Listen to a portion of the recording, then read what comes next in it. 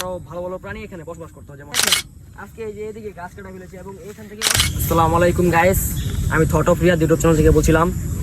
তো এই মুহূর্তে আমরা যে জঙ্গলটিতে আছি সেটি হচ্ছে হবির বাড়ির জঙ্গল। তো আমাদের এই জঙ্গলটা একসময় কিন্তু এমন ছিল না, একসময় দিক দিয়ে প্রচুর গাছ ছিল, আরো সুন্দর দেখাতো, আরো ভালো ভালো প্রাণী এখানে বসবাস করতো, যেমন বাঘ ভালুক এগুলো কিন্তু এই জঙ্গলে ছিল। কিন্তু দেখেন আজকে এই যে এদিকে গাছ কাটা ফেলেছে এবং এখান থেকে অসংখ্য অসংখ্য গাছ কেটে ফেলা হয়েছে, যার ফলে অনেক প্রাণী আজকে বাংলাদেশ থেকে প্রায় বিলুপ্ত হয়ে গেছে। এই জঙ্গলটি একটি গুরুত্বপূর্ণ ভূমিকা পালন করতে বাংলাদেশের প্রাণীদের জন্য, যারা বনজ প্রাণী তাদের জন্য। আচ্ছা, যদি এমন হয়ে থাকে তাহলে তো আমাদের প্রাণীর সম্পদ এবং বনজ সম্পদ সবসময় একসময় বিলুপ্ত হয়ে যাবে। এরপর আমাদের দেশ কি করবে?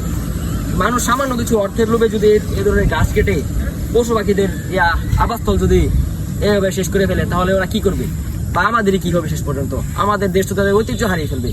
তো ওই বিষয়টির জন্য আমি আপনাদের কাছে একটা অনুরোধ রইল, আপনারা ভিডিও দেখে লাইক কমেন্ট ও শেয়ার করে পৌঁছে দেবেন প্রশাসনের কাছে, এবং আমি প্রশাসনের দৃষ্টি আকর্ষণ করছি যাতে এই বিষয়ে কিছু একটা উদ্যোগ নেওয়া হয়।